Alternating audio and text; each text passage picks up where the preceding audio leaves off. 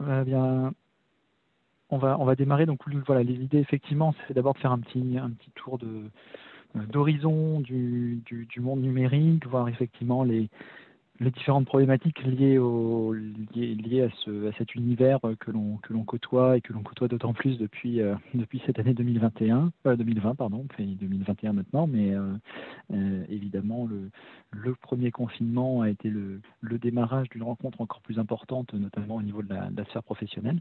Mais voilà, il y a un certain nombre d'enjeux qui ne sont pas liés qu'à cela et qui sont liés à un certain nombre de choses, à nos usages, au matériel que l'on utilise parfois trop, et puis on va justement aborder ces différentes problématiques. J'en ai listé quelques-unes pour aborder le sujet. Alors ce que je dis souvent aussi, c'est que quand on aborde cette question des enjeux du numérique, et nous, ce qu'on appelle le numérique responsable à l'Institut du numérique responsable, à l'INR, ce qu'on appelle le numérique responsable, on peut y mettre pas mal de choses dedans, et les enjeux que je vais vous montrer sont ceux que l'on partage, mais selon les personnes que vous allez rencontrer, les personnes qui vont pouvoir en parler, certains prendront des axes plus forts au niveau technique, plus forts au niveau environnemental, ou d'autres vous parleront d'autres sujets également. Le sujet est tellement vaste qu'on pourrait y passer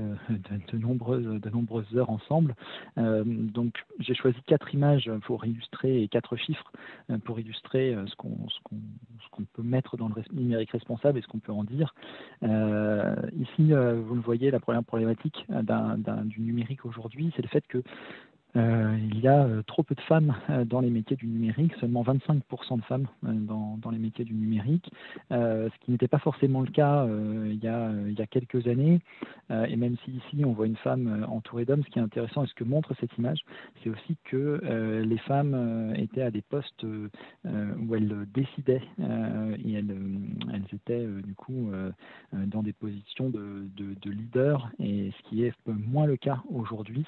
C'est-à-dire que ce 25%, quand on monte dans les échelons hiérarchiques, eh bien, on voit que c'est encore plus faible au niveau des métiers du numérique. Alors, c'est pas que, évidemment, malheureusement, hein, c'est pas que une problématique liée au métier du numérique, mais ce chiffre de 25% tout de même montre qu'il y a encore beaucoup d'efforts à faire à ce niveau-là. On y reviendra avec d'autres exemples. Un autre chiffre également, donc le chiffre de 13 millions de personnes ici, 13 millions de Françaises et Français qui se disent éloignés du numérique. Alors, éloignés du numérique, ça veut dire quoi? Eh bien, ça veut dire que globalement, face aux services qui sont proposés, face à ce qu'elles peuvent voir trouver sur Internet, et ce que montre ce petit visuel, hein, c'est que bien face à ces interfaces, eh bien, tout le monde ne se sent pas forcément très à l'aise. Et donc, eh bien, il y a bien cette problématique de comment est-ce que je peux permettre à toutes et tous d'accéder facilement aux services qui sont proposés en ligne. Aujourd'hui, 13 millions de Françaises et Français, c'est 20% de la population, donc c'est quand même quelque chose de très important. Autre chiffre également, troisième chiffre, donc là j'ai parlé de problématiques de parité, de problèmes d'inclusion. Je vais parler de problèmes liés à l'éthique également. L'éthique, alors l'éthique dans le numérique, c'est un très grand sujet aussi. Je l'ai illustré par un chiffre qui dit quoi? Ce chiffre, il dit que depuis la mise en place du RGPD, donc depuis le 25 mai 2018, et encore mon chiffre date de septembre dernier, donc en tout cas entre le 25 mai 2018 et septembre 2020, il y a eu 161 000 rapports qui ont été faits, report en fait de violation de clauses de confidentialité sur des données, donc des entreprises qui utilisent des données notamment qui n'ont pas forcément vocation à être utilisées à des fins commerciales, ou tout simplement également d'autres types qu'on peut avoir de violation de données volées, piratées, etc. Donc ce qui montre un des enjeux, hein, de l'éthique. On va revenir là aussi avec d'autres exemples pour vous permettre de mieux comprendre ce qu'on peut mettre derrière cet enjeu d'éthique.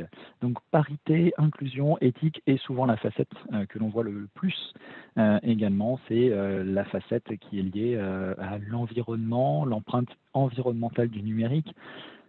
était estimé à 4%. Peu à peu, les chiffres montent selon les dernières mises à jour que vous pouvez trouver.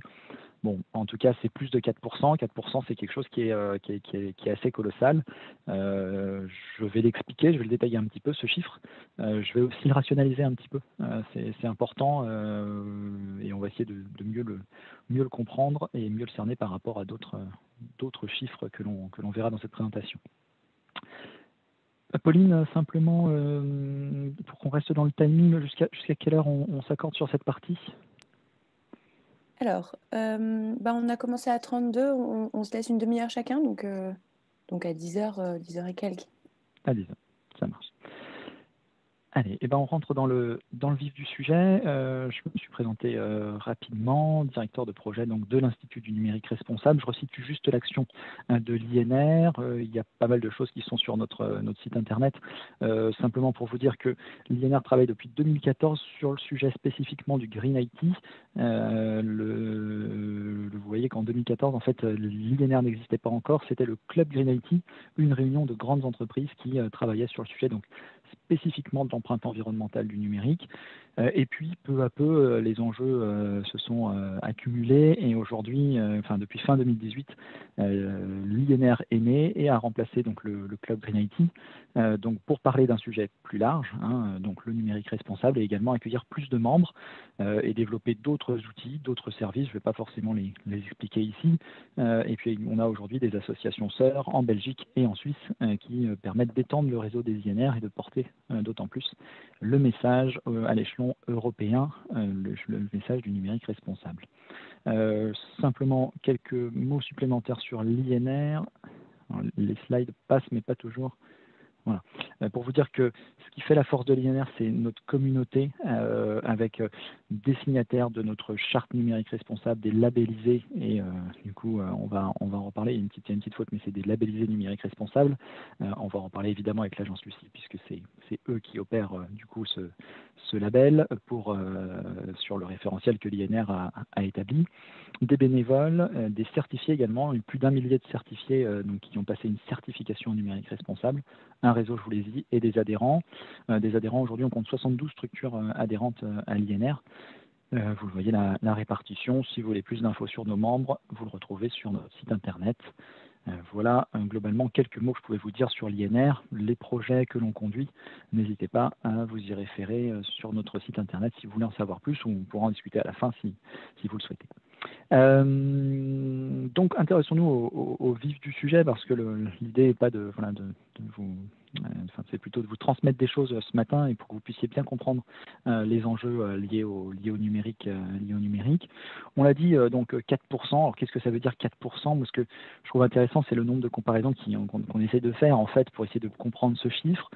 On essaie de le comparer à des pays, on essaye de dire qu'Internet serait le quatrième, le cinquième pays le plus pollueur au monde, après les États-Unis, la Chine, les États-Unis, l'Inde et la Russie, que c'est plus polluant que la France, etc., etc.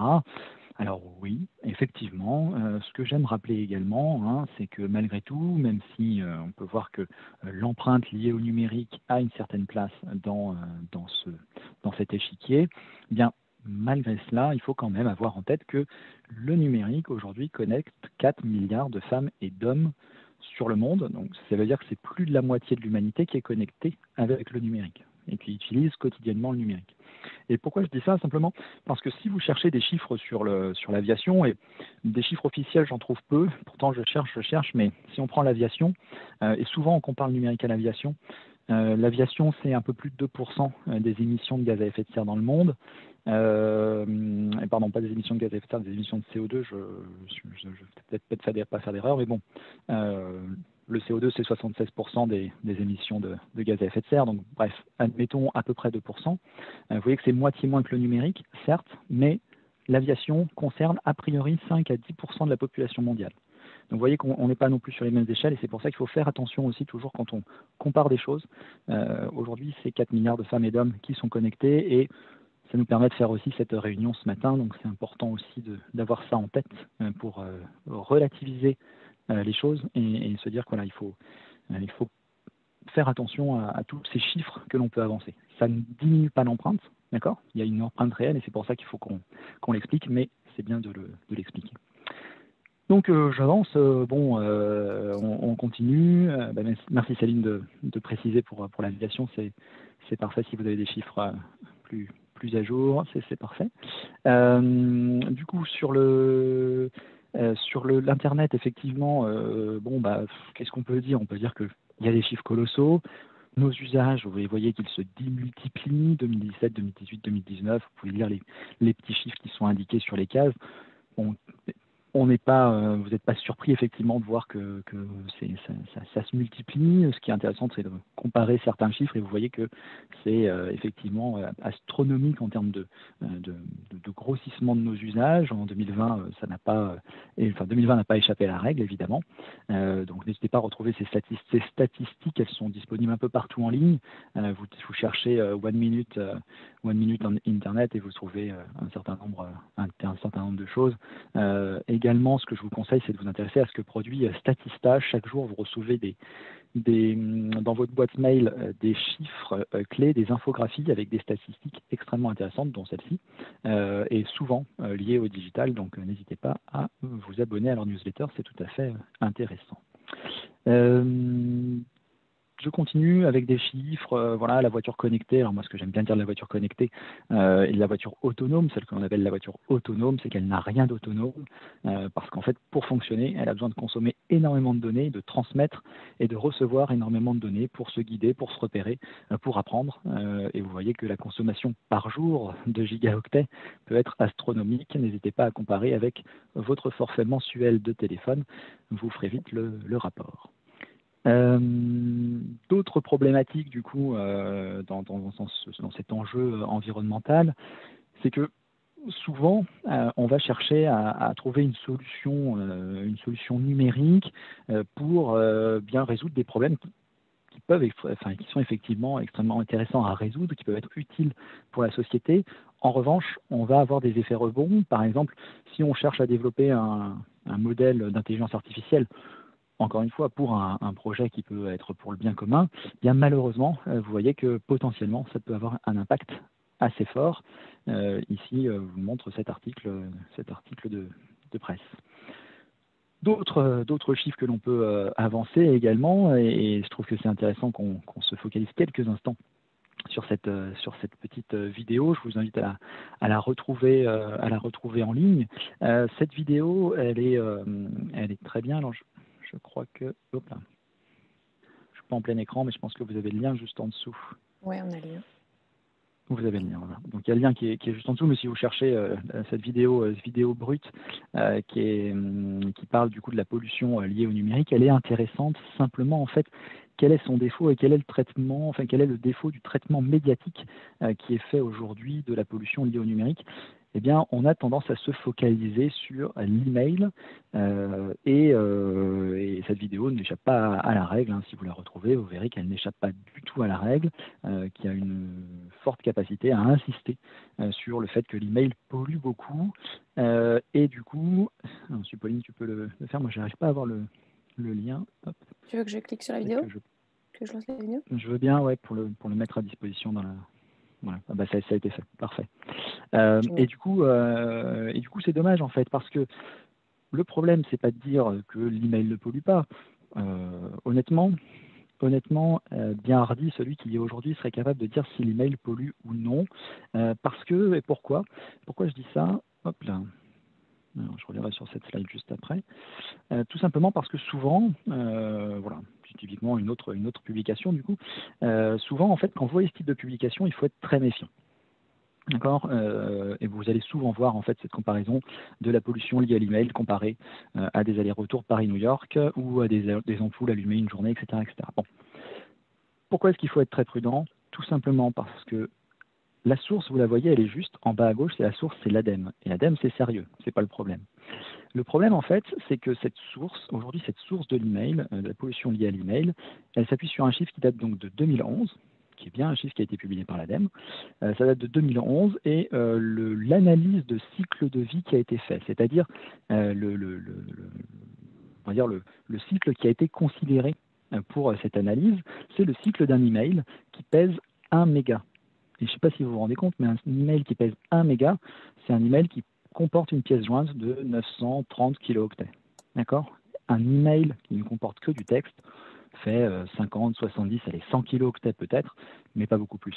Donc, l'hypothèse de base, du coup, est sans doute un peu erronée, ce qui fait que on a des chiffres sur lesquels il est difficile de vraiment s'appuyer. Il serait intéressant d'arriver à plutôt voir l'ensemble des moyennes, effectivement, des emails qui sont envoyés, etc., etc. Donc, il y a un travail colossal à faire. Donc, méfiez-vous en fait des chiffres, c'est tout. Méfiez-vous des chiffres. Dites-vous bien que l'email pollue sans doute d'une manière ou d'une autre. Qu'envoyer des pièces jointes de 10 mégas ou même d'1 méga, c'est plutôt absurde par rapport à l'utilisation qu'on peut faire de l'email.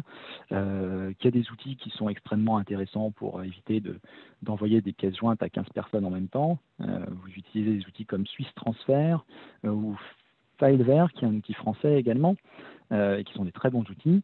Ça vous évite de mettre une pièce jointe, voilà, encore une fois, en copie à 10 personnes. Mais voilà, rationaliser également, il y a bien d'autres choses qui polluent, évidemment. Alors, Anaïs, c'est une très bonne question. Je n'ai pas l'historique de cette décision. Pourquoi est-ce qu'ils se sont allés sur ce choix? Si vous fouillez un petit peu, là, je n'ai pas le lien sous la main, mais si vous fouillez un petit peu, le rapport est disponible en ligne. Donc, peut-être qu'ils l'ont expliqué pourquoi est-ce qu'ils sont partis sur cette hypothèse-là. Hop, alors j'ai un cadre qui est apparu. Hop, c'est bon. Donc, l'email, oui, ok, on rationalise, sans doute que, mais etc. Le gros point noir, et c'est là où il faut vraiment en fait porter son attention, le gros point noir, c'est notre capacité à renouveler le matériel beaucoup trop souvent. Notamment les téléphones. Aujourd'hui, en moyenne, en France, on renouvelle nos téléphones tous les 2 ans. Mais bon, ça vaut pour les smartphones, ça vaut pour les ordinateurs, ça vaut pour les écrans également, etc., etc. Donc, aujourd'hui, l'impact numéro 1, c'est évidemment le matériel que l'on renouvelle trop souvent et du coup qu'il faut il faut essayer d'enrayer un petit peu cette problématique. Alors bien sûr, c'est pas forcément évident parce que les tentations sont nombreuses et que évidemment le jeu des opérateurs, des fabricants est de faire en sorte qu'on renouvelle le plus souvent malheureusement nos équipements numériques. Bon, la problématique c'est qu'en plus des impacts environnementaux qui sont liés à je dirais la production et le recyclage de ces outils, hein, vous voyez également que dans le cycle global de fabrication, il y a aussi des problématiques et des problèmes éthiques qui se posent. Vous savez sans doute que vous connaissez un petit peu ces enjeux qui sont liés à l'extraction de matières rares, ce qu'on appelle les matières rares, qui sont beaucoup dans des pays en Afrique et dans des conditions de travail qui sont loin d'être tout à fait exemplaires. Les conditions de fabrication sont tout à fait questionnées également. Et puis donc la phase d'utilisation a sa part de pollution aussi par rapport aux usages que l'on fait et qui sont sans doute, qui sont souvent beaucoup trop exagérés. Et on va le voir donc juste après. Donc l'équipement, c'est un vrai enjeu. Vous voyez qu'on vend plus d'1 milliard de smartphones par an depuis des années, que cette courbe elle se tasse un petit peu. Peut-être que la 5G pourrait relancer ce marché, ce qui pourrait être une très bonne chose du coup pour les opérateurs. Vous voyez, Statista encore nous apporte ses éclairages. De là à dire que certains ont précipité la 5G pour que ce soit un rebond du marché du smartphone, je n'oserais pas le faire, mais en tout cas, bien sûr que c'est évidemment une aubaine. Donc voilà, il faut résister à cette tentation, c'est extrêmement important. Et prendre soin de ses équipements numériques également, on peut le faire, prendre soin de ses équipements numériques. Ça veut dire aussi bien tout simplement faire attention à ne pas surstocker, à ne pas surtélécharger des choses, de manière à prendre soin de ces équipements pour les faire durer un petit peu plus longtemps. Voilà pour cette partie, je dirais, merci Patrick pour le petit rappel sur le Cyber World Cleanup Day. C'est une opération que l'on coporte avec l'association World Cleanup Day France et qui effectivement est dans cette dynamique de dire prenez soin de vos équipements en rationalisant le stockage. Donc le Cyber World Cleanup Day, vous avez le lien dans le chat. Je continue du coup, donc on a parlé de cette étape environnementale qui est évidemment fondamentale. Je continue avec la problématique des femmes dans les métiers, de l'absence de femmes, ou en tout cas du manque de mixité dans les métiers du numérique. Et en fait, la problématique, c'est qu'aujourd'hui, c'est pas vraiment en hausse en fait. Vous avez une étude qui date de pas si longtemps, qui s'appelle Gender Gap, et qui montre que, entre 2013 et 2018, il y a eu moins de femmes diplômées dans les métiers de la tech. et donc que c'est un pourcentage qui est en baisse. Donc du coup, il y a quelque chose qui est effectivement problématique, d'autant plus qu'en Europe, dans le reste de l'Europe, c'est pas le cas. C'est plutôt quelque chose qui est en hausse. Donc on est vraiment en France en plus un petit peu à l'envers de ce qui se passe ailleurs. Donc il y a des questions à se poser. Il y a beaucoup de questions à se poser. Il y a des stéréotypes à enlever sans doute, hein, j'imagine. Hein. Ici vous voyez la promotion d'un logiciel de développement technique, hein, très, très étrange de promouvoir de cette manière-là. Je ne mets pas plus de choses sur le sujet. Mes slides sont passés toutes seules, mais c'est pas grave. Je ne mets pas plus de choses sur le sujet, simplement pour dire que voilà, il y a des stéréotypes à supprimer, l'image du geek à transformer, parce que si on veut donner envie à toutes et tous d'aller dans les métiers du numérique, il faut transformer les images du geek et mettre en avant des modèles de réussite au féminin. Il y en a, et il faut qu'on continue à le faire et qu'on le fasse plus. C'est extrêmement important, et il faut qu'on aille vers de la parité, c'est évident. Le sujet suivant, du coup, c'est enchaîné un petit peu rapidement, mais en tout cas, je le traite parce que c'est extrêmement important aussi de se dire qu'aujourd'hui, on est dans un monde qui est GAFAmisé énormément, hein, et vous le savez aussi, mais je trouve que ce petit schéma nous rappelle bien l'enjeu, hein, c'est-à-dire que bien aujourd'hui, on a un monde concentré par rapport à des applications qu'on utilise tous les jours. Elles sont concentrées dans les mains de seulement quelques grandes entreprises. Ce qu'on sait souvent, c'est les cinq premiers bâtonnets, on le sait, quoique le rachat de Tumblr par Yahoo est passé relativement inaperçu. Mais sans doute que ça, vous le savez un petit peu moins, que LinkedIn appartient à Microsoft. Et donc, on voit bien la problématique. Hein, et quand on parle de GAFAM et pas forcément que de GAFA, je trouve que c'est bien parce que encore une fois, c'est bien l'ensemble de ces entreprises qui concentrent vraiment beaucoup de pouvoir et beaucoup de données, évidemment. Et donc, ça pose question, évidemment, hein, par rapport à notre capacité à être indépendant et à faire intervenir une multitude d'acteurs. Donc, des questions à se poser par rapport à ça, bien sûr. Je continue avec les questions à se poser.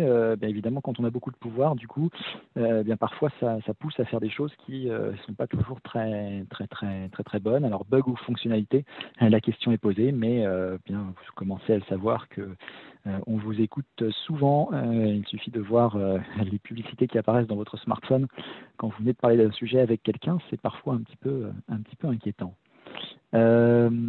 Autre problématique dans ce monde GAFAmisé, là je fais plus référence à des entreprises du secteur du commerce, et vous me voyez venir, notamment avec toute la problématique de l'uberisation. Alors l'uberisation, c'est cette capacité du coup des entreprises et notamment des business models du numérique à faire travailler, pardon, hop là, les slides ont tendance à passer toutes seules, ou j'ai tendance à trop appuyer sur le bouton. Ça va revenir, c'est pas Tu veux grave. que je repasse? Moi, je veux bien que tu repasses en arrière. Ouais, Voilà. voilà, parfait. Voilà, donc cette problématique de l'ubérisation, et Lucas, effectivement, je trouve que vous avez raison, c'est un très bon film qui décrit bien donc cette problématique de l'ubérisation, hein, donc qui est vraiment en fait qui a été, je dirais, vraiment émancipé par les business models du numérique. Donc le fait de faire travailler des indépendants pour vous.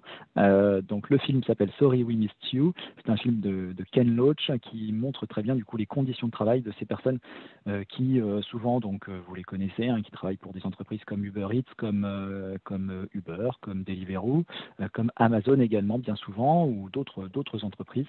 Du coup donc ils font travailler des travailleurs indépendants pour tout un service de livraison et les cadences sont infernales bien souvent. Et, le film de Ken Loach le décrit très bien. Et c'est un vrai enjeu. Hein, le business model responsable dans les métiers du numérique, c'est quelque chose qui est évidemment important à avoir aussi. Encore une fois, vous voyez la diversité des problèmes, elle est très large. Donc les risques, les risques ils sont Rémi, évidemment je me permets 2 secondes parce 59. qu'on a 2 questions. Oui. Alors, une qui était de relire les questions quand tu y réponds, mais ça c'est pas très grave. Mais surtout, les métiers du numérique, est-ce que tu peux nous dire juste un petit mot sur qu'est-ce que tu entends par métier du numérique?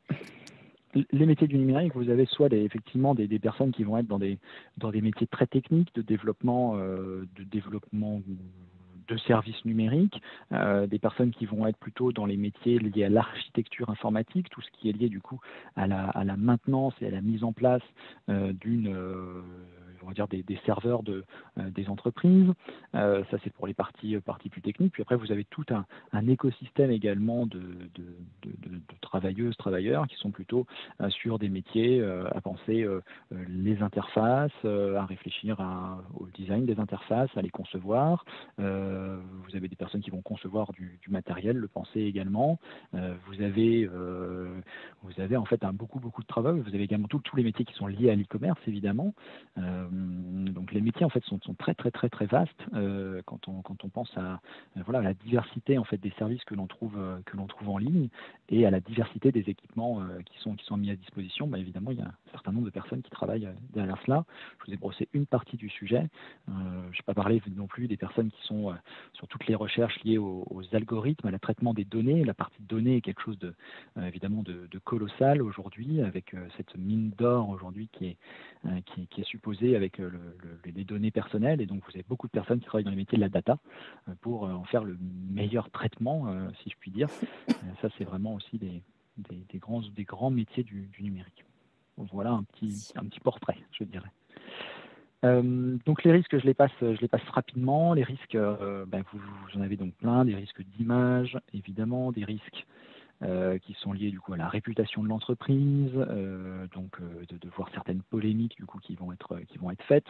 Donc des risques d'image, des risques par rapport à ça, mais des risques également d'attractivité, avec aujourd'hui des jeunes également qui ont tendance à vouloir aussi arriver dans des entreprises qui prennent en compte les impacts, que ce soit éthiques, que ce soit environnementaux, et qui veulent des entreprises qui soient plus respectueuses. Donc voilà, image, attractivité, capacité, et puis tout simplement aussi l'impact laissé sur la planète et quelle image de l'entreprise demain. Donc les opportunités, c'est évidemment de se transformer et d'attirer plus. Et tant mieux, tant mieux que ça puisse paraître sexy, et j'espère que ce sera de plus en plus le cas évidemment, de se transformer donc et d'avoir les produits les meilleurs. Les slides, voilà.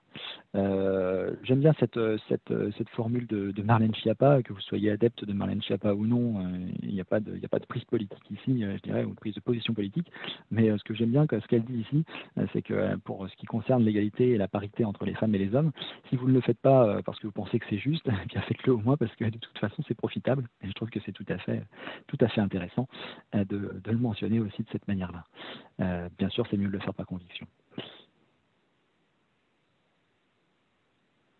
Hop là, bon, et ça je vais passer, sinon ça va être un petit peu long à expliquer, c'est pas très grave. Hop, voilà, donc on le voit, du coup, il y a des risques, il y a des opportunités aussi, évidemment, à se transformer. Et donc, quelques pistes de solutions qu'on peut évoquer ensemble aujourd'hui. Bien, tout simplement, en fait, donc c'est ce numérique responsable que nous, on explique de plusieurs manières à l'INR, notamment à travers ce triptyque, et c'est celui-là que je vais expliquer principalement. C'est que nous, ce qu'on explique, c'est qu'aujourd'hui, du coup, le numérique qui doit être le numérique de demain et qui devrait être la règle dans le numérique, c'est de faire un numérique qui est et bien tout simplement profitable à toutes et tous, d'accord, centré sur le people, qui soit un numérique qui est soutenable pour la planète et qui soit un numérique qui puisse permettre le développement économique des entreprises. C'est, à notre sens, du coup, l'enjeu dans lequel on doit s'inscrire. N'oubliez aucun de ces pans, parce que sinon, de toute façon, on n'arrivera pas à le mettre en place et que on va laisser des gens derrière et la planète de côté. Donc, c'est extrêmement important d'essayer de se reposer sur ces trois piliers et d'avoir dans ces actions l'idée de développer un numérique qui est pour des femmes et des hommes, développé par des femmes et des hommes, qui cherche à réduire son empreinte environnementale et qui cherche également à réduire l'empreinte environnementale de l'humanité. Une fois qu'on a dit ça, on a dit un peu des généralités, mais c'est normal. Là aussi, on continue avec des grandes généralités, mais ce numérique, du coup, que l'on souhaite pour demain et que l'on essaie de promouvoir, c'est un numérique qui soit utile, utilisable, utilisé. Donc, c'est une règle qui est extrêmement simple. On n'a rien inventé, qui existe depuis longtemps, mais donc un numérique utile, c'est-à-dire penser des services questionner en fait les services que l'on veut développer, utilisable, bien faire en sorte que tout le monde puisse y accéder, d'accord, et pas seulement penser des interfaces pour, je dirais, 80% de la population.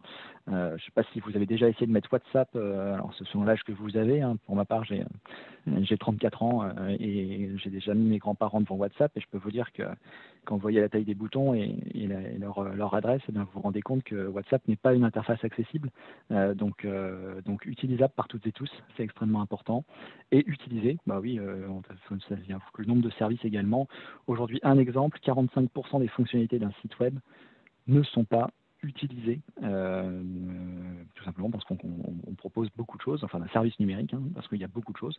Je vous invite à explorer l'interface de Facebook et d'aller voir toutes les fonctionnalités qui sont disponibles.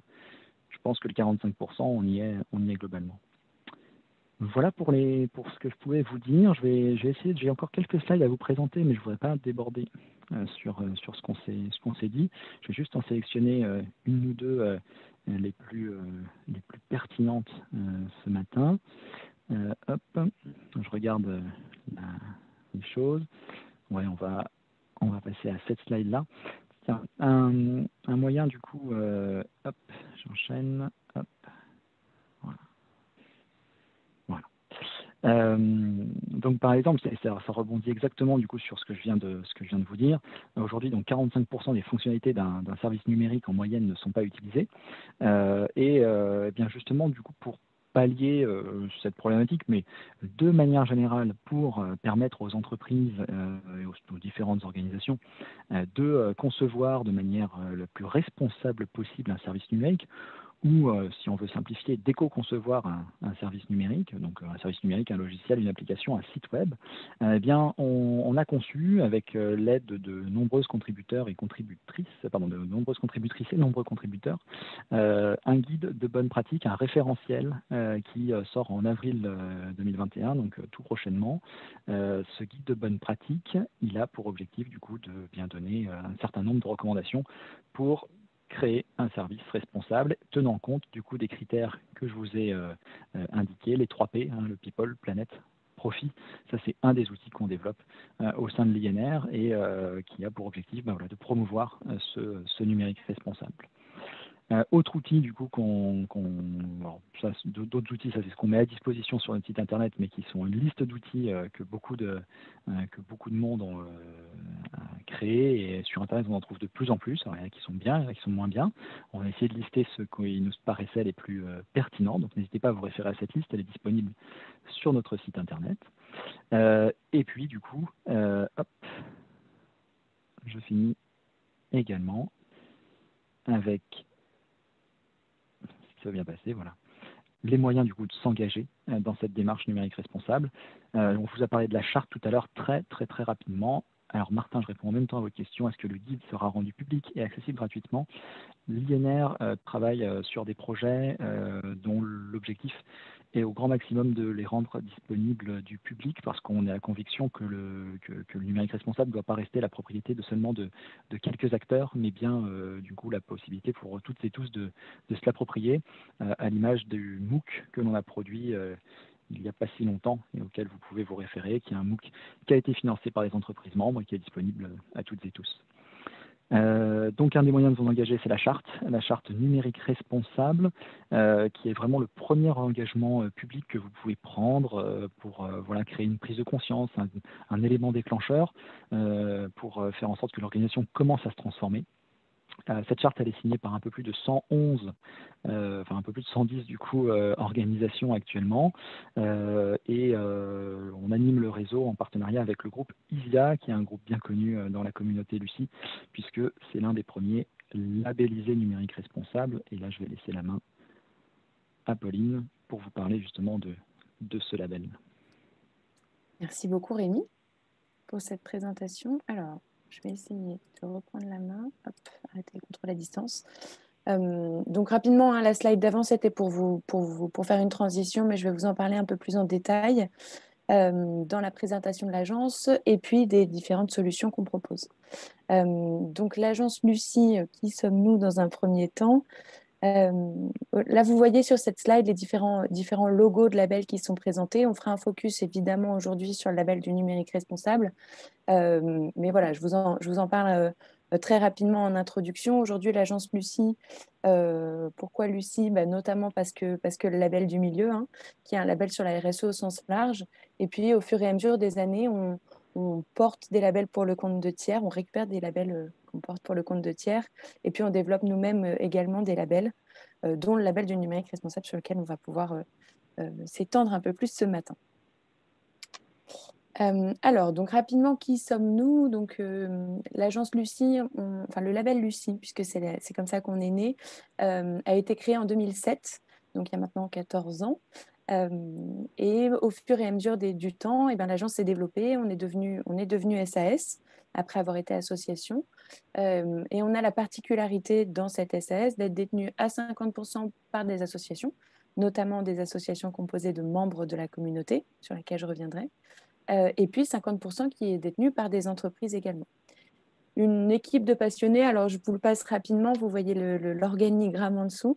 On est une toute petite équipe pour une communauté que je vous présenterai après de 800 organisations qui sont engagées avec nous et une équipe d'une dizaine de personnes. Une équipe exigeante et bienveillante, évidemment. On travaille aujourd'hui avec de nombreuses parties prenantes dans les labellisations, notamment sur le label du numérique responsable. Je reviendrai sur les parties prenantes, mais avec aussi bien l'INR que des évaluateurs externes et des parties prenantes pour attribuer le label. Donc l'idée, c'est vraiment d'être le plus exigeant possible pour aussi faire reconnaître ce label et les organisations qui s'y engagent.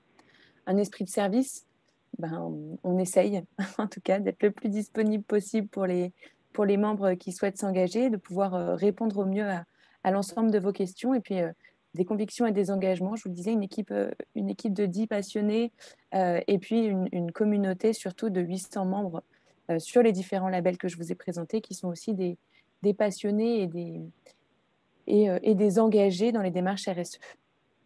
Voilà. L'écosystème de l'agence Lucie, dans un premier temps, vous allez y retrouver des partenaires stratégiques. Donc, je vous disais différentes parties prenantes qui sont intégrées au process de labellisation.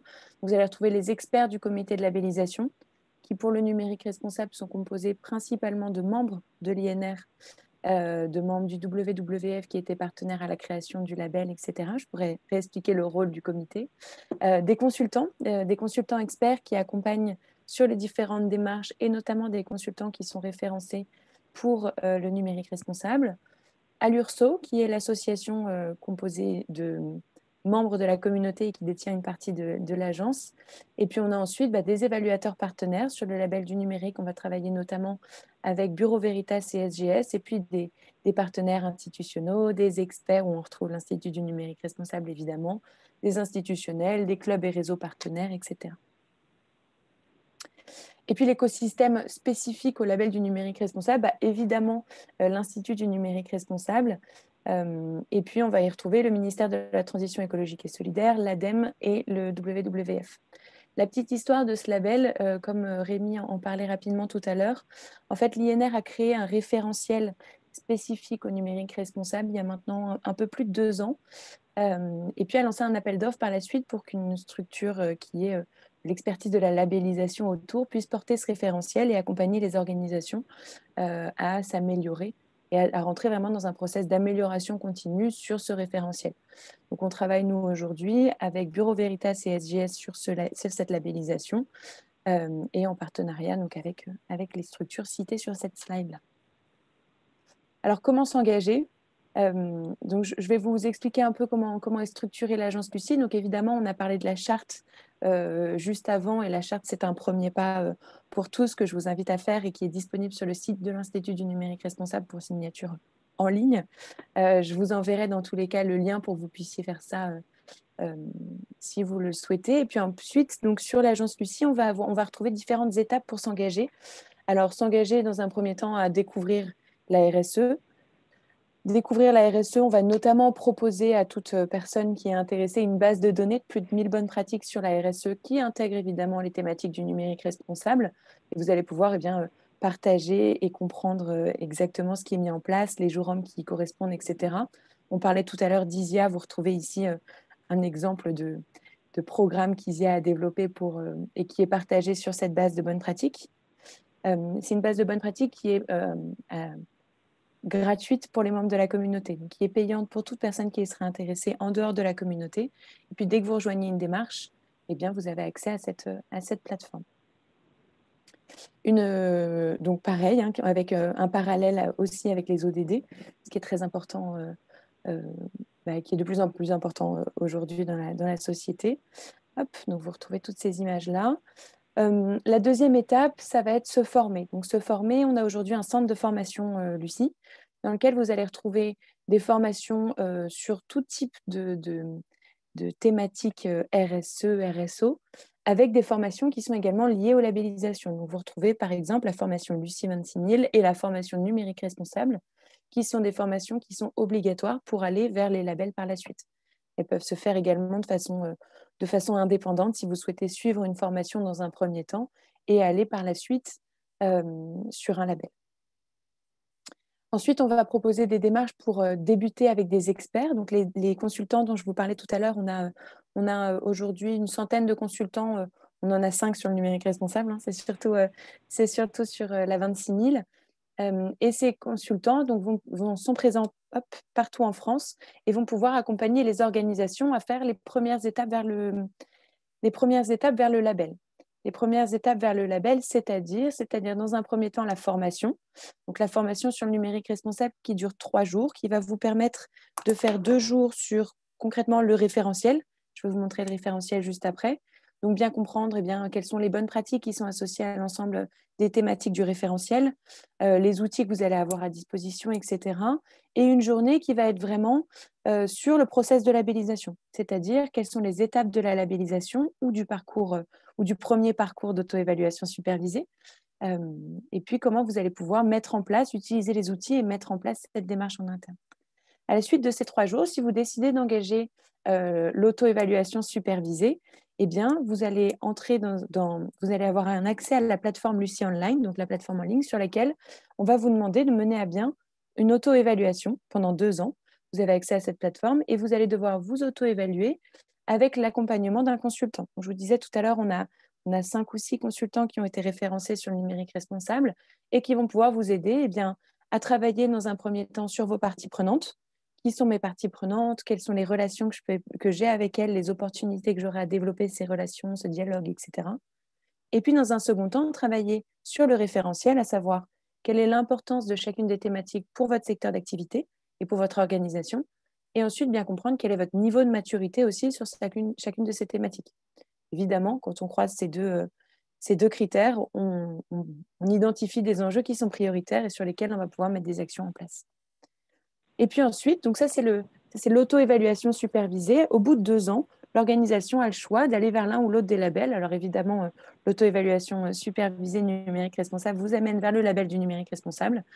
L'idée, c'est d'aller enclencher ce label par la suite. Vous pouvez également... Oui. Oui, il y avait peut-être une question sur le coût de la labellisation. Je ne sais pas si tu en parles peut-être après. Oui, ça vient après. J'ai des slides sur le coût. Je pourrais reprendre tout ça. Il y a une question, mais peut-être qu'on la traitera également après sur comment devient-on consultant. On pourra la traiter dans les 30 minutes après, effectivement. Ouais. Je propose de présenter tout ça et puis je vous expliquerai comment devenir consultant. Donc, soit vous décidez de vous engager dans l'auto-évaluation supervisée et de prendre plus votre temps pour mener à bien l'auto-évaluation et être accompagné par un consultant, ou alors vous décidez d'aller directement vers le label numérique responsable, par exemple. Le label numérique. Alors, pourquoi aller vers ce label? S'engager pour une cause qui compte, évidemment. Transformer son modèle économique, choisir un label sérieux et exigeant. Avoir une organisation où il fait bon travailler, puisque, comme on le disait tout à l'heure, il va y avoir également une partie sur le social et la formation et la sensibilisation des collaborateurs en interne. S'améliorer en continu. Comme je vous le disais tout à l'heure, on est sur un label de progrès continu et non sur un label de niveau. Je vous expliquerai la différence. Mais c'est vraiment l'idée de toujours mettre des actions en place et de partir du principe qu'il y a toujours des choses à mettre en place pour s'améliorer. Et puis, opter pour une RSE rentable, le numérique responsable en faisant partie, évidemment. Vous allez retrouver notamment des outils qui sont proposés par la plateforme et qui vous permettent de calculer le retour sur investissement de la RSE, bien identifié, qui en fait, potentiellement pas un retour sur investissement sur très court terme, mais à moyen terme, vous allez pouvoir identifier des retours sur investissement. Quelque chose de très logique, par exemple, on réduit ses achats, on dépense moins. Alors, le label du numérique responsable, comment il se déroule? Donc, je vous disais tout à l'heure, l'auto-évaluation supervisée, c'est les premières étapes de la labellisation. Vous pouvez enclencher la labellisation dès le début. Et dans ce cas-là, vous allez retrouver donc, ces différentes étapes. Donc, dès signature du contrat, vous rentrez dans la communauté Lucie. Je vous en ferai un petit topo juste après. Et donc, vous avez dans un premier temps la formation puis l'auto-évaluation, sur laquelle cette fois-ci, vous n'allez pas passer 2 ans, mais plutôt 6 mois, donc avec l'accès sur la même plateforme, pour en fait, structurer votre démarche et préparer l'évaluation sur site par la suite.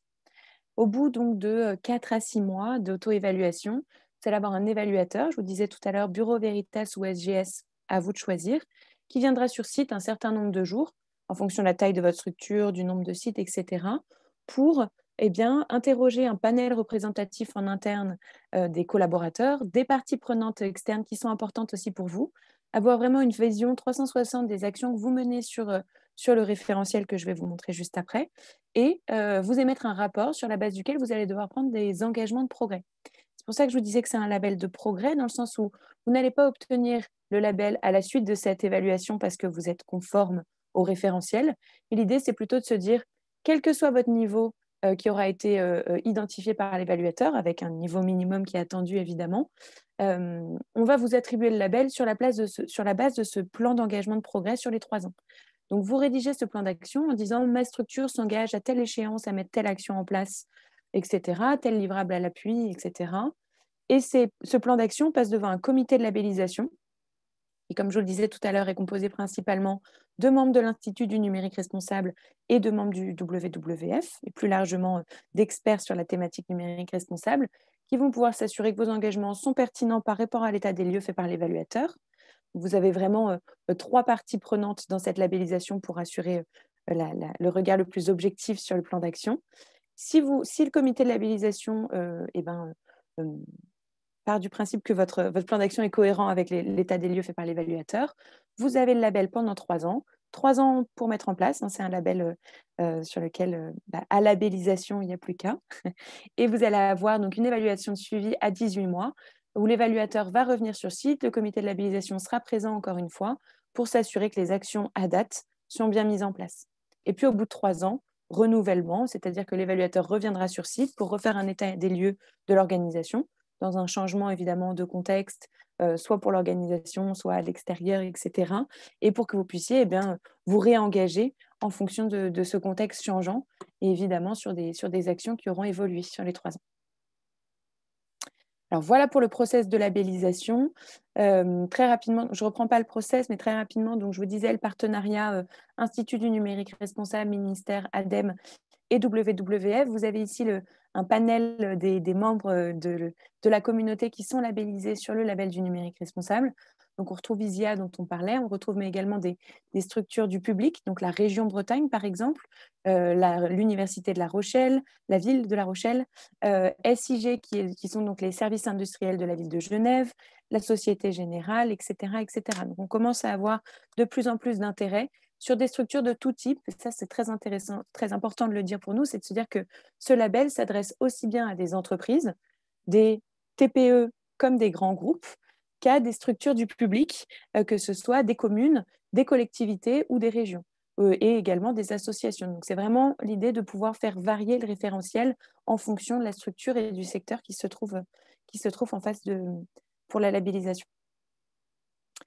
Le référentiel, donc je vous le présente, alors c'est très brièvement, je vous mettrai une synthèse du référentiel dans le mail que je vais vous envoyer. Le référentiel, il s'articule autour de 5 thématiques que vous voyez ici et qui sont elles-mêmes déclinées en 14 principes d'action. Donc, on va retrouver 3 thématiques qui sont très, entre guillemets, opérationnelles, dans lesquelles vous allez retrouver démarche transversale, c'est-à-dire en fait analyse du cycle de vie de l'ensemble de vos équipements. Donc, quel est votre process d'achat? Est-ce que vous avez mis en place des achats responsables, des clauses dans vos achats, etc.? Quelle est votre relation avec vos fournisseurs? tout ce qui va être utilisation des équipements et puis la fin de vie. Et vous retrouvez dans usagers utilisateurs un focus sur l'usage de ces équipements, à savoir les différents équipements, par exemple, aussi bien le poste de travail, la téléphonie, les impressions, le papier que vous allez acheter, etc. Donc vraiment sur la partie usage. Et enfin, dans organisation, on va retrouver ici plutôt toute la partie éco-conception dont on parlait tout à l'heure, la partie data center et stockage de données, etc. Et vous retrouvez donc dans les 2 premières thématiques plutôt de la structuration de la démarche. Donc, l'intégration dans la première thématique, l'intégration de la démarche numérique responsable à votre stratégie globale d'organisation. Comment vous l'intégrez, comment vous le développez aussi, vous le déployez. Et puis dans la thématique 2, on va retrouver formation et sensibilisation des parties prenantes internes comme externes. Ça va être ici intéressant de se dire comment mes salariés montent en compétence sur la thématique numérique responsable. Comment est-ce qu'on arrive à tous parler de la même chose quand on dit numérique responsable à l'intérieur de notre organisation? Et puis, est-ce que mes parties prenantes, est-ce que mes fournisseurs, est-ce que mes clients savent quelle est la démarche qui est déployée dans mon organisation, savent en quoi ça consiste, savent qu'est-ce que veut dire numérique responsable, etc.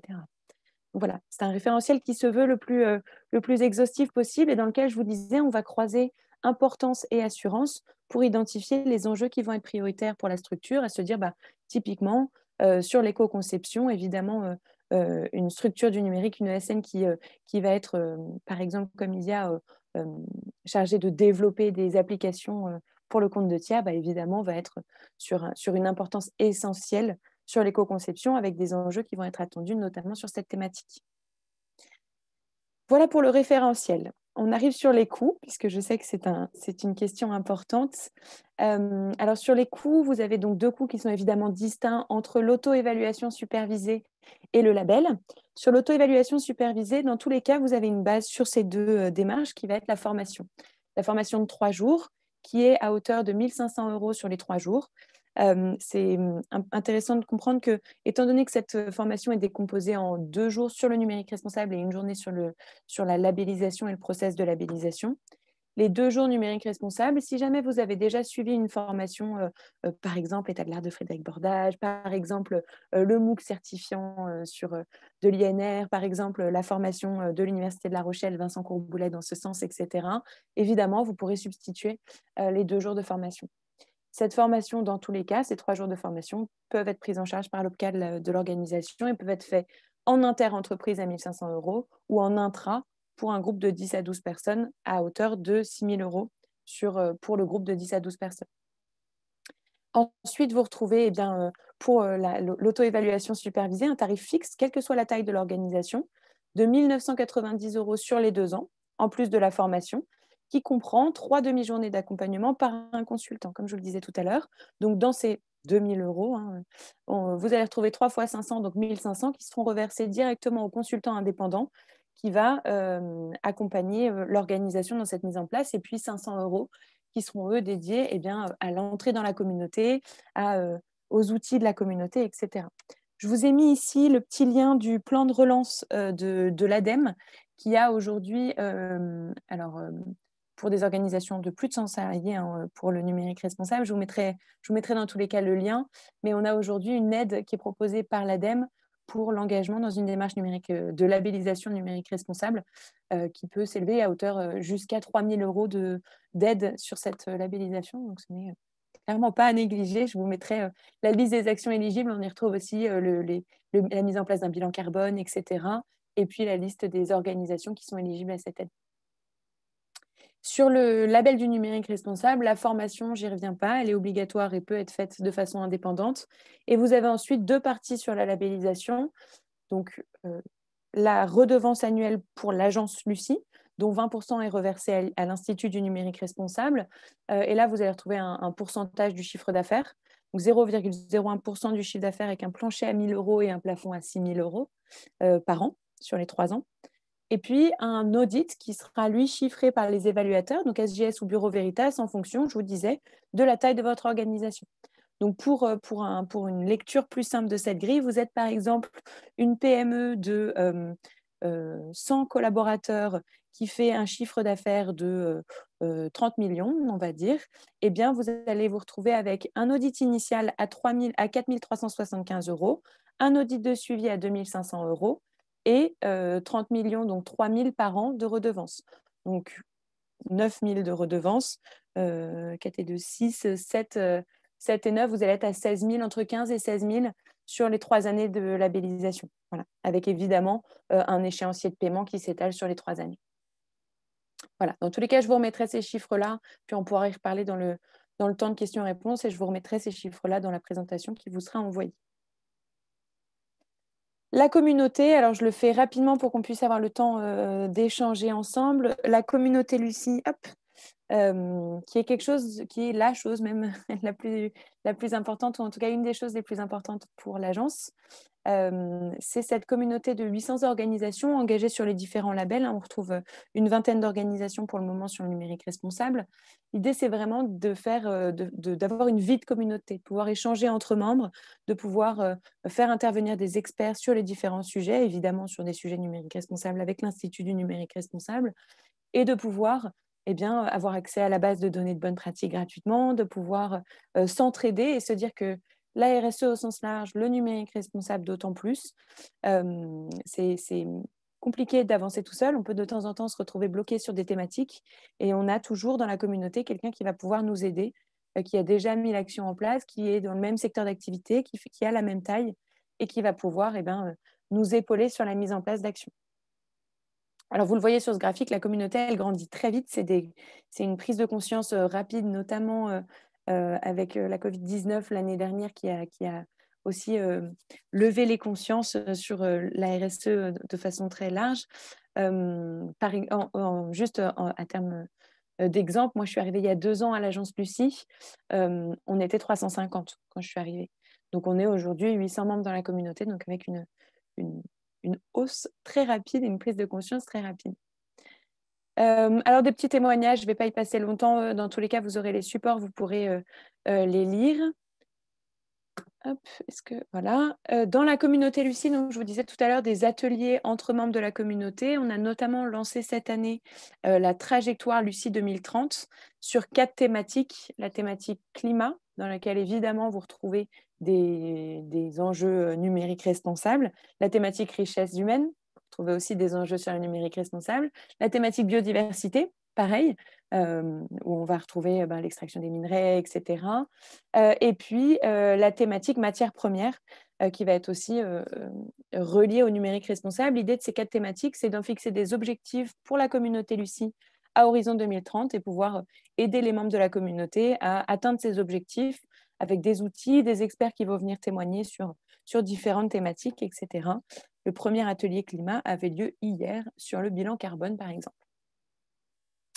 Donc, les avantages de la communauté Lucie, alors des avantages entre membres, une liste non exhaustive, mais on a certains membres qui proposent des réductions sur leurs offres aux autres membres de la communauté et on retrouve dans la communauté des banques, des assurances, des structures qui font de la formation, etc. Des accès à des outils, donc je vous disais la plateforme Lucie Online sur laquelle vous allez faire votre auto-évaluation, Lucifer qui est la plateforme de bonnes pratiques, sur lesquelles vous retrouvez plus de 1000 bonnes pratiques. Lucia D2R, la plateforme qui vous permet de calculer le retour sur investissement de la RSE. Tout ça étant proposé gratuitement ou à coût réduit aux membres de la communauté. Et puis 3 petits points, puisqu'évidemment, on est en recherche et développement constant sur les outils qu'on peut proposer aux membres de la communauté. Moins 25% sur les formations que je vous présentais tout à l'heure, sur toutes les formations une fois que vous rentrez dans la communauté. Une communication mutualisée, évidemment, puisque vous allez avoir le logo de la communauté quand vous dès signature du contrat et puis le logo du label une fois le label obtenu, que vous pourrez évidemment communiquer dessus. Et puis nous, on a aussi à cœur de valoriser l'engagement des organisations, les bonnes pratiques qui sont mises en place, etc. Et puis les événements. Et ça... Donc on a évidemment les événements que je vous présentais tout à l'heure d'échange de bonnes pratiques. On a décidé avec Rémi, avec les membres de l'Institut du numérique responsable, de faire pour les organisations qui s'engagent sur ce label une animation commune avec les membres de l'INR. Donc on a cette animation commune qui commence la semaine prochaine, le premier cercle ou le premier webinaire L'idée va être de pouvoir échanger aussi sur la thématique spécifique du numérique responsable entre organisations qui travaillent sur ces thématiques, de pouvoir échanger des outils, de se poser des questions et de pouvoir aussi réfléchir ensemble aux actions qui peuvent être mises en place. Et puis alors, dernière slide rapide, l'agence Lucie, donc vous l'aviez vu tout à l'heure peut-être, sur la partie développement, on est 3, avec la répartition sur le territoire français, étant donné qu'on cherche aussi à animer de façon la plus locale possible les groupes de travail et les membres de la communauté, faire se rencontrer les membres de la communauté sur le territoire. Donc, vous le voyez, on a Michael qui va être sur la partie Grand Ouest, Héloïse sur la partie Nord et moi plutôt sur la partie Sud. Donc, vous pourrez nous contacter en fonction de là où vous êtes. J'ai vu qu'il y avait des gens qui étaient situés un peu partout en France. Donc, vous pourrez, dans tous les cas, me contacter moi et puis je pourrais vous rediriger vers la bonne personne. Vous voyez qu'il y a un petit point orange à Paris. Je suis également chargée du développement à Paris. Voilà pour moi. Et maintenant, je vous propose un petit temps de questions-réponses. Alors, je vais reprendre la conversation. Je n'ai pas lu les questions, j'avoue, pendant ma présentation. Donc, je ne sais pas, Rémi, si tu as... Ouais, je t'ai. Si, ouais. Alors, sur les questions, alors il y en a une à laquelle j'ai répondu en partie, mais je pense que tu peux apporter des éclairages sur une structure, Florian, qui donc indique que la labellisation, il demande si la labellisation est pertinente pour une structure événementielle éphémère qui sera dissoute par la suite. À savoir que c'est pour un événement sportif international qui a lieu dans 3 ans. Une sorte de Jeux Olympiques. Après, il y a une question, est-ce que cette structure est déjà montée et l'idée, c'est de maintenir cette structure pendant 3 ans? La labellisation étant valable sur 3 ans, ça peut être intéressant pour vous de la lancer maintenant, évidemment. Sans renouvellement, c'est dans tous les cas plus pertinent, effectivement, pour une structure pérenne. Donc, est-ce que la structure, peut-être me mettre dans le chat, est-ce que la structure est créée aujourd'hui et sera... structure existe actuellement. Je pense effectivement, donc si vous avez 3 ans de mise en place de démarche pour un événement dans 3 ans, effectivement, c'est intéressant de pouvoir structurer à l'aide de ce référentiel et d'amélioration continue toute votre démarche pour pouvoir valoriser également un label en amont de l'événement, valoriser le label sur l'événement et puis ne pas engager de renouvellement du coup par la suite. D'autres questions du coup qui apparaissaient. Alors, il y a beaucoup de questions sur le comment devenir consultant. Ouais. Il y en a au moins 3. Alors, les consultants sur le numérique responsable, en fait, la fiche des prérequis pour devenir consultant est la même que pour Lucie, avec une adaptation évidemment sur le référentiel. Pour devenir, alors sur le numérique responsable, on va avoir la possibilité de devenir consultant indépendant en tant que personne ou organisation consultante ou experte pour accompagner sur cette thématique. L'idée, c'est d'avoir donc on a plusieurs prérequis. Le premier, pour un consultant indépendant, ça va être d'avoir suivi la formation des 3 jours, d'avoir une expertise, d'être consultant sur des thématiques numériques responsables et d'avoir déjà accompagné 3 organisations dans la mise en place de thématiques numériques responsables. Vous l'avez vu, le référentiel étant large, avec beaucoup de thématiques, on demande à un consultant qui pourrait être très référencé d'avoir une expertise sur un minima 2 des thématiques, des 5 grandes thématiques du référentiel. Voilà, de pouvoir valider que vous avez déjà accompagné une organisation ou vous avez déjà mis en place dans votre organisation, ça peut compter comme une expérience aussi, ce type de démarche. Pour une organisation qui souhaiterait être référencée, l'idée, c'est d'identifier 2 à 3 personnes qui mèneront l'accompagnement conjointement auprès de l'organisation et qui, cumulées, auront ces 3 expériences dans le numérique responsable. C'est-à-dire, vous pouvez, étant donné que l'expertise est assez fine de temps en temps sur, par exemple, l'éco-conception, etc., vous pouvez identifier en interne un expert, par exemple, éco-conception, un expert plutôt sur la partie sensibilisation et organisation de groupes de travail, un expert qui va être plutôt sur les achats, par exemple, et qui, cumulé, pourront valider les trois expertises sur le référentiel et les 3 accompagnements. J'espère que je suis claire. Dans tous les cas, je pourrais vous mettre un lien sur la fiche de référencement pour devenir consultant. Je me le note dans le mail récap. Comme ça, vous pourrez, si jamais vous pensez avoir les prérequis, télécharger cette fiche et me la renvoyer complétée pour que je puisse instruire votre dossier et pour qu'on puisse identifier si vous voulez devenir consultant. Peut-être juste pour conclure sur cette question, une question d'Alice Ménico. Est-ce que les consultants peuvent s'inscrire dans la communauté Lucie? Alors, oui et non. Les 800 membres dont je vous parlais n'intègrent pas les 100 consultants. Les 100 consultants qui ont été mentionnés précédemment. L'idée, c'est qu'on fasse une distinction entre la communauté Lucie et les consultants, ce qui ne veut pas dire que les consultants ne seront pas amenés à intervenir dans des groupes de travail ou à participer simplement à des groupes de travail, à échanger avec les membres de la communauté, à avoir accès au support, etc. Et on a également une vie interconsultant, si on peut le dire. Donc, en fait, on organise 3 à 4 fois par an des rendez-vous entre consultants pour pouvoir faire des travaux qui vont s'assimiler au cercle ou aux trajectoires, donc d'échange de bonnes pratiques, de bien comprendre comment on fait pour aborder les clients, etc. Et après, l'accompagnement, juste pour affiner, l'accompagnement d'un consultant pourra se faire aussi bien sur la partie auto-évaluation. Alors, dans l'auto-évaluation supervisée, vous aurez 3 demi-journées prévues. Dans la labellisation, vous pouvez intervenir de façon indépendante sur l'auto-évaluation pour aider l'organisation à mener les groupes de travail, à travailler sur des thématiques spécifiques, etc., à rédiger ses engagements en cohérence avec l'état des lieux fait par l'évaluateur. Et par la suite, pendant les 3 ans, à l'aider à mettre en place des actions cohérentes et pertinentes par rapport à ce plan d'engagement. Ok. D'autres questions liées au label. Et peut-être qu'on reviendra après sur la question. Quelle est la différence ou l'apport complémentaire avec le label engagé RSE de l'AFNOR? Alors, sur le label engagé RSE AFNOR va se rapprocher de l'ISO 26000 et plutôt du label Lucie 26000.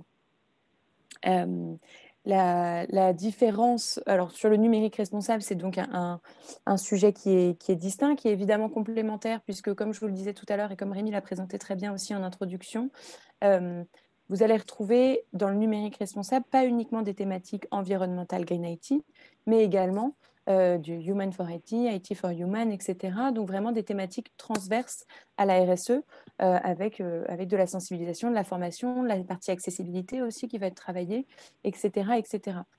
Donc c'est complémentaire dans le sens où une organisation qui veut mettre un accent sur la partie numérique responsable va pouvoir intégrer une communauté pour pouvoir échanger aussi sur ces thématiques-là et va pouvoir, la différence aussi avec le label engagé RSE, en plus du référentiel, c'est que vous allez avoir en amont de la labellisation une formation pour être bien conscient des enjeux sur lesquels vous allez être amené à travailler dans un premier temps avant l'évaluation. Donc, on va vous demander vraiment de structurer votre démarche en interne et ensuite, donc, sur un process de labellisation en 3 ans, l'idée étant d'avoir un gros point de notre côté sur la vie de la communauté et les échanges de bonnes pratiques. Voilà. Je ne sais pas si dans ta réponse, tu as fourni la réponse, mais Sophie Caramello du coup précise que Harmonie Mutuelle est déjà labellisée engagée RSE niveau confirmé par la FNOR depuis 2017, renouvelée en décembre 2020. D'où la question à poser du coup et sur ce que peut apporter le label en plus. Alors, le label du numérique responsable, vous allez pouvoir travailler sur des thématiques qui ne sont pas forcément traitées directement sur Engagé RSE. Typiquement, sur les data centers, vous allez avoir une question spécifique sur ces thématiques-là, sur l'éco-conception, etc., qui sont croisées avec l'ISO 26000, mais qui sont abordées de façon beaucoup plus précise dans ce référentiel sur le numérique responsable. Évidemment, vous allez pouvoir valoriser un engagement sur cette thématique spécifique vers l'extérieur et rejoindre une communauté, encore une fois, qui va être croisée avec la communauté de l'Institut du numérique responsable pour pouvoir échanger sur ces thématiques-là. Voilà. Toujours dans le lien avec d'autres labels, la question de Ferréol Justé, comment intégrer la labellisation NR à une prestation plus large, bilan carbone complet plus zoom sur les data centers, réseaux, publicité internet, etc. Alors, les thématiques que vous citez sont intégrées dans le numérique responsable. Donc, tout ce qui va être data center, etc., est intégré dans le référentiel du numérique responsable. Donc, Et bilan carbone complet? et Aussi, bilan quelque chose. carbone. Alors, bilan carbone, Rémi, tu as présenté des outils tout à l'heure qui sont en parallèle avec le bilan carbone. Et je vous disais tout à l'heure, dans la trajectoire Lucie, on propose aux membres de la communauté, par exemple la trajectoire climat dont je faisais mention tout à l'heure, dont je suis chargée d'animation, va intégrer la thématique numérique responsable, mais sur les 6 enjeux qui ont été identifiés comme prioritaires, on va retrouver le numérique responsable, mais également la première thématique qui était bilan carbone, dans lequel hier on a eh bien, travaillé sur les outils, les enjeux du bilan carbone, les différents scopes, etc., etc. On va pouvoir travailler également sur les plans de mobilité, sur la consommation énergétique qui est en parallèle avec le numérique responsable également, etc., etc. Donc c'est vraiment l'idée de vous accompagner, même si vous rentrez dans sur le label numérique responsable, d'intégrer une communauté dans laquelle on va travailler sur des sujets transverses à la RSE. Il y a encore 2 questions là, auxquelles on n'a pas encore répondu. Peut-être la question de Claire Pradel qui est sur le très lié au label. Quels sont les outils, campagnes de communication utilisés pour valoriser ce label? Alors, la communication, donc, si vous rentrez dans le process d'auto-évaluation supervisée ou de labellisation, vous rentrez dans tous les cas des signatures du contrat dans la communauté. Donc, vous avez des signatures du contrat, ce petit logo, alors je vais vous remonter les slides, voilà, ce petit logo gris qui vous permet de valoriser dans un premier temps le fait que vous êtes engagé dans une démarche de progrès, d'amélioration continue. Et puis nous, on est là évidemment à l'agence Lucie pour pouvoir appuyer cette communication. Sur la partie labellisation, et c'est ce que mentionnait aussi Rémi tout à l'heure, sur la partie labellisation, à la suite des 2 jours sur le numérique responsable, vous allez pouvoir passer une certification de compétences par personne et qui va vous permettre de valoriser le fait que vous maîtrisez le sujet du numérique responsable également. Ensuite, donc tout votre process de labellisation, vous allez donc travailler sur la plateforme Lucie Online. Sur la plateforme Lucie Online, vous retrouvez un bouton magique qui permet d'exporter et qui vous permet d'avoir un rapport numérique responsable ou en fonction du référentiel qui est mentionné, de pouvoir exporter les actions que vous mettez en place, les engagements que vous prenez et de pouvoir communiquer dessus.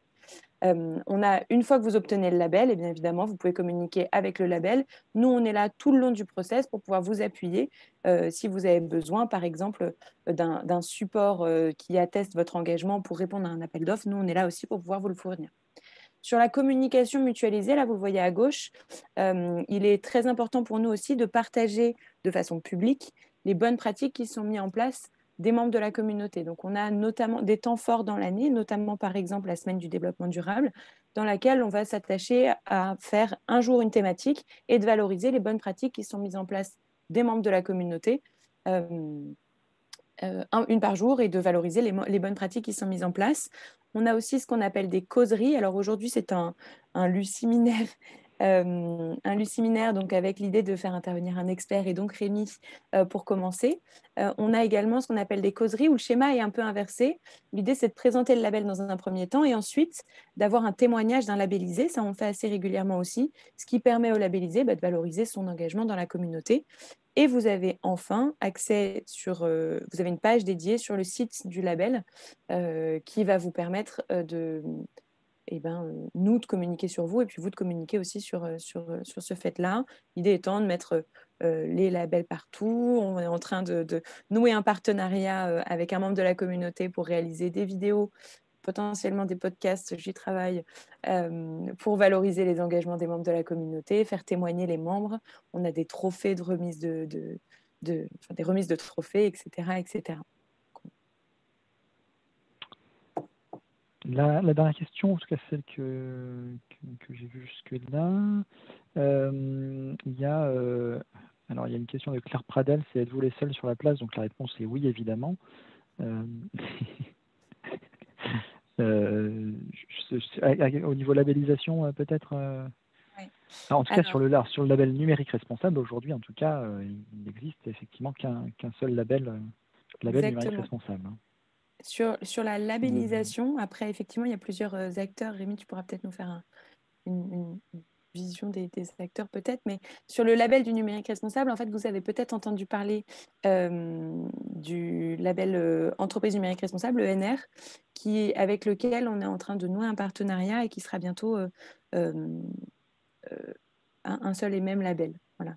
Donc effectivement, il n'existe aujourd'hui qu'un seul label sur le numérique responsable. Après, effectivement, il existe plusieurs acteurs, dont la JIT, le Green IT, etc., qui travaillent sur le sujet. Mais peut-être, Rémi, tu peux compléter mes propos sur ce sujet-là. Oui, alors, il y a beaucoup, il y a un faisceau d'acteurs importants sur tout ce qui est numérique responsable ou souvent en particulier sur la partie Green IT. Pauline, tu as effectivement cité des acteurs, des acteurs qui sont positionnés, hein, comme The Shift également, The Shift Project. Il y a des acteurs comme EcoInfo également. Enfin, il y a une pluralité d'acteurs. L'enjeu pour l'INR et aussi, voilà, par exemple avec la GIT, on a noué un partenariat. Hein, nos associations sont membres respectifs de l'une et l'autre. Donc plus on pourra travailler en phase, mieux ce sera. Je vois continuer la question de Claire Pradel et puis après on répondra à la question de Florian Dion. Est-ce qu'on a des actions de lobbying auprès des instances européennes de notre côté? En fait, je l'ai dit, on travaille avec aujourd'hui 2 associations sœurs, un INR en Belgique et un INR en Suisse, dans l'objectif du coup justement de porter au niveau européen l'ensemble de la connaissance de l'ensemble de nos projets et donc du label évidemment. Je ne sais pas si Pauline, par rapport à cette question-là, tu as quelque chose à ajouter? Non, après nous, on développe le label avec vous. L'idée, c'est que dans tous les cas, effectivement, l'INR ouvre dans des pays, alors limitrophes pour le moment, mais je crois qu'il y a une extension prévue au cours des prochaines années. L'enjeu est, voilà, on continue à travailler avec d'autres mouvements. En France, on est plutôt en avance, mais il y a des mouvements qui existent aussi sur le numérique responsable dans d'autres pays européens, notamment en Allemagne ou aux Pays-Bas. Voilà. Et puis après, sur le développement du label, alors le développement du label suit le développement de l'INR, évidemment. L'idée, c'est que ce référentiel, dans tous les cas, est traduit en anglais, qu'on a la possibilité aujourd'hui de faire la formation en anglais et que nos évaluateurs sont reconnus à l'international également, donc SGS comme Bureau Veritas, ce qui permet de valoriser, que ce soit en France ou à l'étranger, un engagement sur ce label. Je reviens sur la question de Florian Dillon et puis on viendra sur celle de Bruno Gérard. Sur la question bonne pratique, quel est le meilleur moyen de définir des objectifs réalistes et mesurables sur le numérique responsable pour évaluer au mieux les actions menées? Quelle question à se poser en priorité? Et Florian, j'ai mis un certain nombre de choses, enfin j'ai mis quelques éléments en fait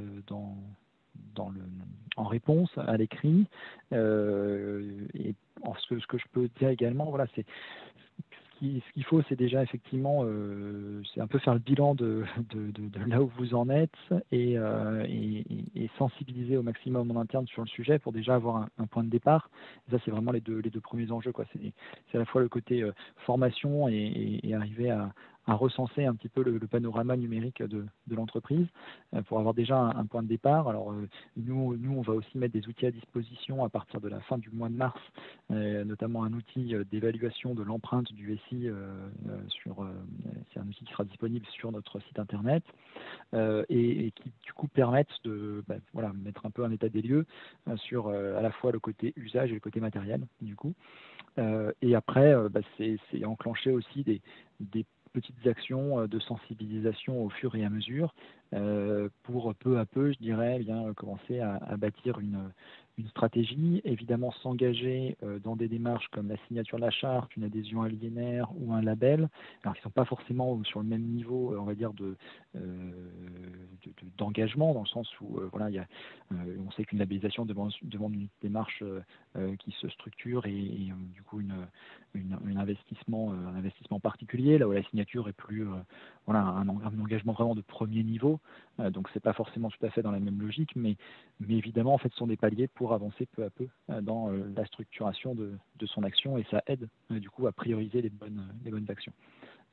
Voilà, donc après, à vous répondre à brûle pour point par rapport à vos problématiques, par où il faut commencer, c'est pas forcément évident, mais vraiment, en tout cas, je dirais l'état des lieux et la sensibilisation de tout un chacun sur le sujet est déjà un bon point de départ. Peut-être que Pauline, tu veux compléter. Ça me paraît bien. C'est vrai que ça a été pensé et c'était aussi ce qu'on essayait de refléter dans cette présentation.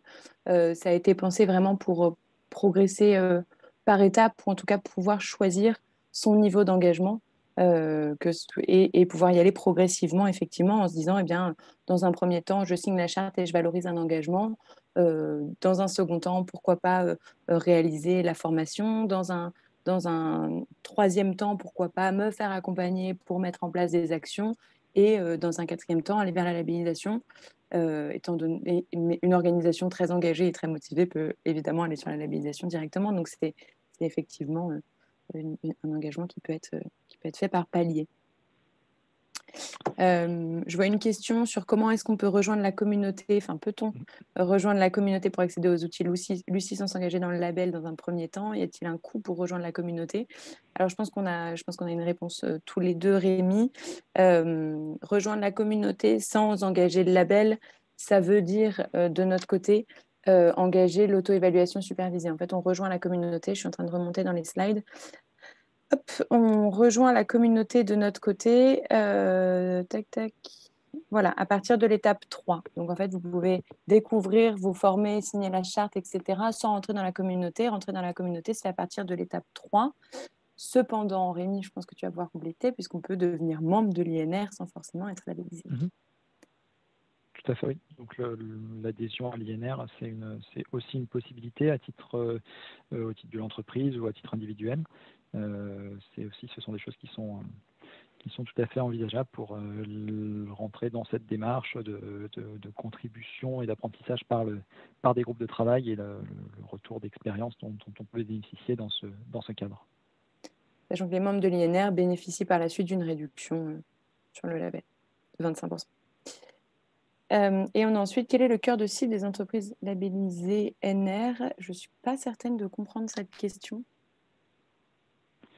Quel est le cœur de cible? Je pense que les clients, du coup, en fait, comme vous l'avez vu, les membres de la communauté étant très distincts, les clients sont également très distincts. Donc, on va retrouver, par exemple, je vous disais tout à l'heure, ISIA. J'y reviens, ISIA qui va avoir des organisations, enfin, des entreprises en tant que clients qui cherchent à avoir leurs propres outils en interne, leurs propres applications en interne. Les clients de la région Bretagne sont quand même beaucoup plus difficiles à définir. Donc, en fait, ça va être très différent d'une structure à l'autre. Alors, si de côté région Bretagne, c'est une question, on est sur une question d'image et d'une valorisation à quel niveau peut-être? Alors, je pense que la région Bretagne, il y a une structuration en interne, une réelle volonté en interne de réduire l'impact sans forcément avoir une volonté première de communiquer sur cette démarche. Je pense que c'est vraiment aussi un appui de la labellisation à structurer en interne, réduire son impact et, très important aussi, sensibiliser leurs parties prenantes. Les parties prenantes d'une région étant multiples et variées, je pense que c'est important pour eux aussi de se dire que par la région, on va avoir un impact descendant sur les membres, alors dans un premier temps, le public, mais également sur les entreprises du territoire qui auront l'exemple qui aura été donné par la région et qui pourront dédoubler et reproduire cette démarche pour avoir un impact bien plus large. Donc, c'est aussi pour ça qu'il est intéressant d'avoir des entreprises publiques qui s'engagent pour aussi montrer l'exemple sur le territoire.